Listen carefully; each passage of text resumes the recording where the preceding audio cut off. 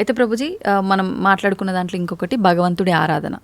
చాలా వరకు అంటే ఇంట్లో మగవారు పూజ చేస్తేనే మంచి ఫలితం పొందుతారు అని చెప్పి ఈ మధ్య కాలంలో చెప్తున్నారు.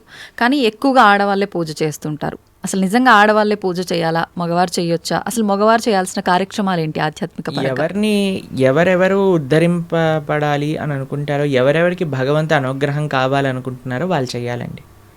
మీకు విషయం చెప్తాను. ఒక మగవాడు పూజ చేసిన, ఆరాధన చేసిన, పుణ్యం చేసిన, పునస్కారం చేసిన దాంట్లో ఉండే 50% ఆడవారికి వెళ్తుంది. ఓకే, ఎంత? 50%. 50%. ఏదైనా పాపం చేశాడు అనుకోండి, దాంట్లో 1% కూడా ఆడవారికి రాదు. అదెలా ప్రభుజీ? మరి పుణ్యం అయితే పుణ్యం 50% వెళ్తుంది, పాపంలో వెళ్ళదు. ఓకే. స్త్రీ చేసిందనుకోండి పుణ్యం, 1% హస్బెండ్కి రాదు, 100% ఆవిడ దగ్గరే ఉంటుంది. స్త్రీ ఏదైనా పాపం చేసిందనుకోండి, దాంట్లో 50% హస్బెండ్కి వెళ్తుంది. ఇది ఒక బంపర్ ఆఫర్ అనమాట, మన శాస్త్రాలు ఇచ్చింది. బాగుందా మీకు? బాగా అనిపిస్తున్నట్టుంది మీకు. శ్రీ ప్రభుపాదుల వారు ఒక దగ్గర ప్రస్తావన చేస్తారు, everybody has to fly their own plane అంటారు.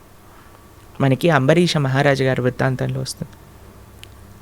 అయినా ప్రొద్దున లేవంగానే నిరంతరము కూడా భగవంతుడి యొక్క ఆరాధనలో, ఆయన చేతులన్నీ కూడా భగవంతుడి యొక్క పూజలో, పాదాలు భగవంతుడి యొక్క ఆలయ ప్రదక్షిణలో, మనసు భగవంతుని చింతించటం. సవై మన కృష్ణ పదార విందయో వాచాంసి వైకుంఠ గుణానువర్ణనే కరే హరేర్మందిరమార్జనాదిషు అని ఆయన యొక్క దినచర్య మొత్తం చెప్తారనమాట.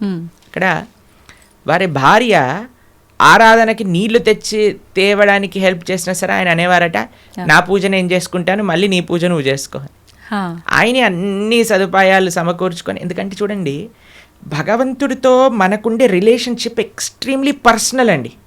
స్వామి మన తండ్రి, స్వామి మన తల్లి. ఇప్పుడు చూడండి, మీకు ఒక విషయం చెప్తాను. మన ఇంట్లో ఎవరిదైనా పుట్టినరోజు ఉందనుకోండి, మనం ఏం చేస్తాం? ఒకసారి మాకు ఈ సంఘటన ఎదురైందనమాట. నేను మా తమ్ముడు కలిసి మా అమ్మగారికి గిఫ్ట్ ఇవ్వాలి అంటే, మా తమ్ముడు అన్నారు, నువ్వు నీ గిఫ్ట్ ఇవ్వు, నేను నా గిఫ్ట్ ఇస్తాను. ఎందుకంటే అమ్మకి నీ గిఫ్ట్ వేరే, నా గిఫ్ట్ వేరే. ఎందుకంటే మన ఇద్దరికి అమ్మ కదా, కాబట్టి అమ్మతో నాకుండే రిలేషన్షిప్ ఒకటి, మా తమ్ముడికి ఉండే రిలేషన్షిప్ ఒకటి, అంతేనా? అయితే మేమిద్దరం అనుకున్నాం, సరే నేను నాకు తోచింది, నాకు ఇష్టం ఉన్నట్టుగా నేను చాలా బాగా పెయింటింగ్ చేసేవాడిని అనమాట, డ్రాయింగ్ చేసేవాళ్ళం అనమాట. అయితే నేను ఇచ్చేస్తాను, నేను ఏదో ఒకటి స్కెచ్ చేసిస్తాను అంటే, మా తమ్ముడు అన్నాడు, నేను ఏదో ఒకటి తయారు చేస్తాను, ఏదో ఒక బొమ్మ లాంటిది ఏదో ఒకటి తయారు చేస్తాను, ఇస్తాము అని ఇద్దరం వేరు వేరు చేసి ఇచ్చామన్నమాట.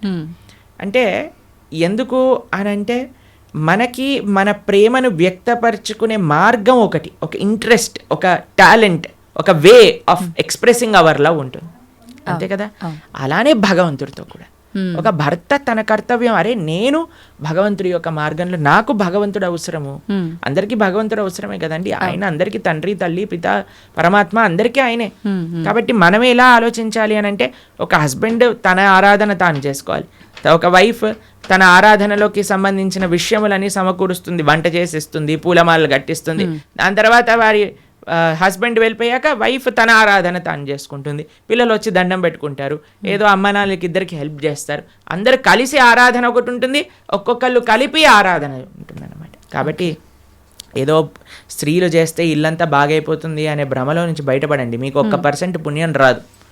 కాబట్టి జాగ్రత్తగా మీ పూజ మీరు చేసుకోండి, మీరు బాగుపడాలి అని అనుకుంటే. కాబట్టి పురుషులు తప్పకుండా ఆరాధన చేయాలి. పురుషులు ఆరాధన చేస్తున్నారు కదండి, స్త్రీలు వదిలేయకూడదు.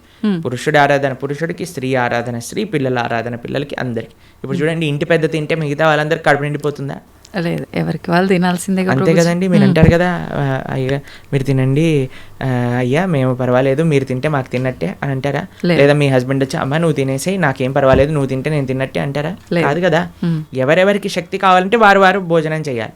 అలానే మనం కూడా, మనకి శక్తి కావాలి, మనకి భగవంతుడి యొక్క కృప కావాలి అంటే మనం భోజనం చేస్తే ఎలా అయితే మనకి శక్తి వస్తుందో, మనము ఆరాధన చేసుకుంటే అలా మనకి భగవంతుడి యొక్క కృప అనేది లభిస్తుంది. ఓకే ఓకే, అది ముఖ్యం. హరే కృష్ణ. చాలా చక్కగా తెలియజేశారు ప్రభుజీ. ప్రతిసారి కూడా అంటే మా అందరిలో ఉన్న సందేహాలను నివృత్తి చేస్తూనే ఉంటారు.